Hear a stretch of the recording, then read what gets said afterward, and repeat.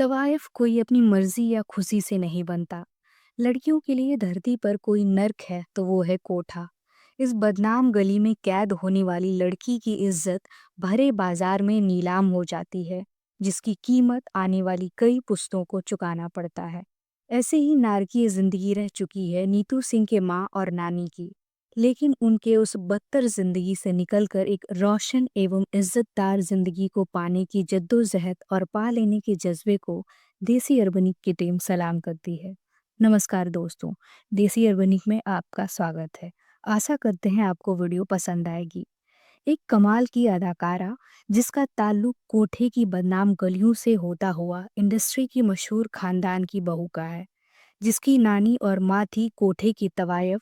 वो अदाकारा जिसने अपने ससुर और जेठ के साथ ऑन स्क्रीन रोमांस किया और बाद में उसके बेटे की पत्नी के रूप में जानी गई, जिसने फिल्मी करियर की शुरुआत चाइल्ड एक्टर के तौर पर की और सफलता के पीक पे पहुंचकर प्रेम में पड़कर अपने करियर को महज 21 वर्ष की ही उम्र में छोड़ दिया। वो अभिनेत्री जिसका ताल्लुक 60-70 के फिल्मी करियर से लेकर आज के एडवांस टाइम के राहा कपूर तक है। हम बात कर रहे हैं 1958 में दिल्ली के सिख परिवार में जन्मी हरनीत कौर उर्फ नीतू कपूर की। नीतू की जड़ें काफी गहरी हैं। नीतू का यदि एक परिचय सफल अदाकारा, कपूर खानदान की बहू, रणबीर कपूर की माँ और राहा कपूर की दादी का है, तो एक परिचय तवायफ खानदान से भी जुड़ा है। नीतू के पिता का नाम दर्शन सिंह और माँ का नाम राजी सिंह था। राजी सिंह वही शख्स हैं जिसके हिम्मत और जज्बे के चलते नीतू सिंह को फिल्मी जगत में इतना मुकाम हासिल हुआ। लेकिन राजी सिंह के जीवन का अपना इतिहास है। दरअसल इस कहानी की शुरुआत लगभग 100 साल पहले पंजाब के लाहौर से हुई, जहां एक भाई ने अपने सगे भाई भाभी के निधन पर अपनी ही सगी भतीजी को पैसे के लालच में दिल्ली के मशहूर कोठे पर बेच दिया।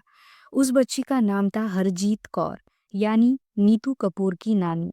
हरजीत उस नर्क से निकलने का प्रयास करती रही और एक दिन वो मेहनत रंग लाई। हरजीत कोठे से भागने में सफल रही। वहां से दूर जाने के लिए हरजीत गाड़ी की तलाश करने लगी। एक गाड़ी उनके पास आकर रुकी और गाड़ी में बैठे शख्स ने गाड़ी में बैठने की इजाजत दे दी। गाड़ी में बैठा शख्स लखनऊ का नवाब अमीनुल्लाह शेख था, जो पहले ही शादीशुदा और बाल बच्चे वाला था। लेकिन हरजीत की खूबसूरती ने नवाब साहब का दिल चुरा लिया।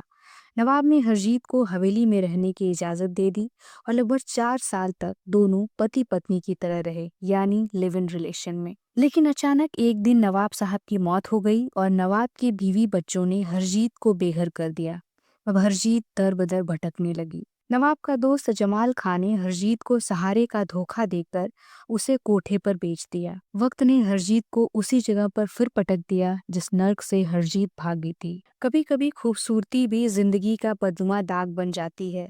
लखनऊ में कोठे पर फिर हरजीत के नाम की भीड़ लगने लगी। वक्त बीता, हालात ने थोड़ी करवट ली और कोठे का दलाल फतेह सिंह का दिल हरजीत पर आकर रुक गया।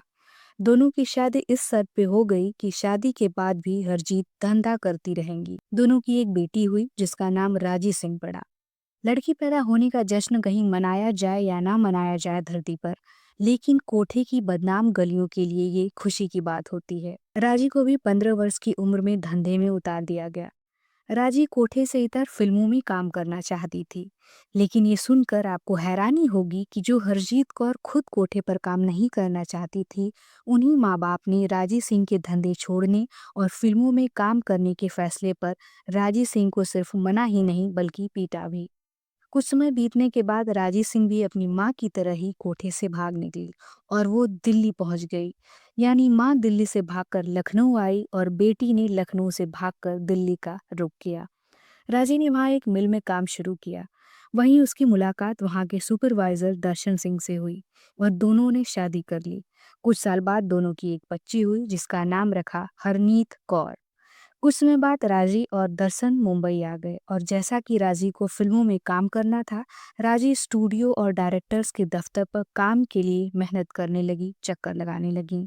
काफी मेहनत के बाद भी राजी को रोल नहीं मिला। किसी ने राजी को बताया कि बाल कलाकारों की भी बड़ी डिमांड होती है इंडस्ट्री में। फिर क्या था, राजी अपने सपने को हरनीत में देखने लगती हैं। काफी ऑडिशंस देने के बाद हरनीत को प्रकाश राव निर्देशित सूरज फिल्म में बतौर चाइल्ड एक्ट्रेस चुन लिया गया।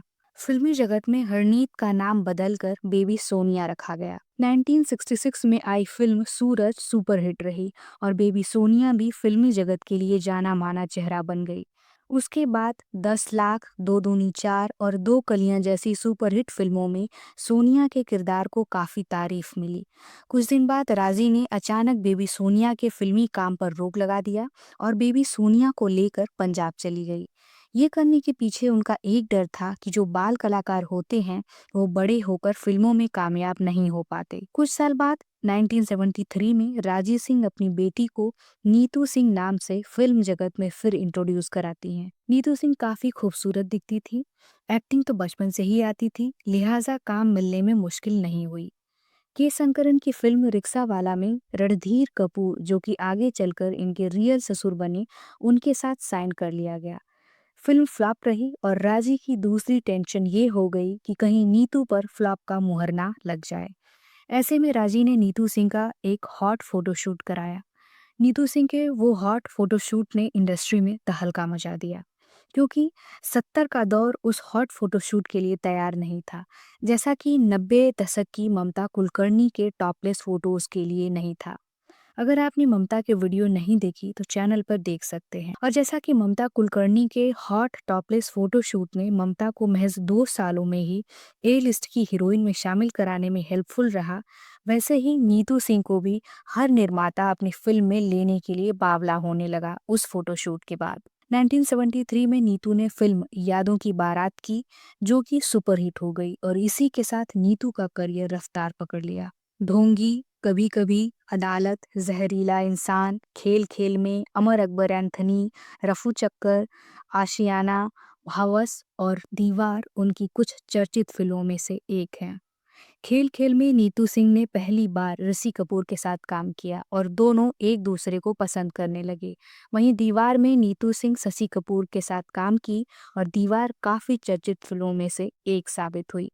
फिल्म कस्मे वादे और ढोंगी में नीतू रणधीर कपूर के साथ नजर आई। चंद ही वर्षों में नीतू ने वो मुकाम हासिल किया जिसे पाने के लिए काफी साल लग जाते हैं, लेकिन 21 वर्ष में ही फिल्मी जगत को बाय बाय बोलकर नीतू ने अपना रुख बदल लिया।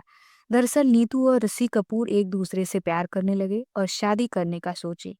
पहले तो नीतू की मां नहीं मानी, फिर समझाने के बाद राजेश सिंह ने हाँ कर दी। 1980 में नीतू सिंह और ऋषि कपूर ने शादी कर ली और खानदानी रिवायत आगे बढ़ाते हुए नीतू ने भी एक्टिंग से नाता तोड़ लिया। शादी के कुछ साल बाद रिद्धिमा और रणवीर कपूर का जन्म हुआ। बॉलीवुड कपल में अफेयर का मामला ना रहे, ये क्या पॉसिबल है? तो ऐसा ही कुछ नीतू और ऋषि कपूर में भी रहा। फिर भी इन लोगों का रिश्ता अंत तक रहा और 2020 में ऋषि कपूर का निधन हो गया।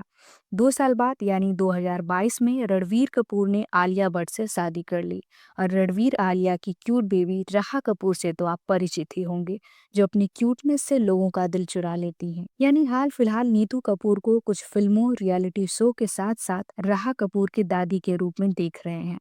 आशा करते हैं story based on real life आपको अच्छी लगी होगी।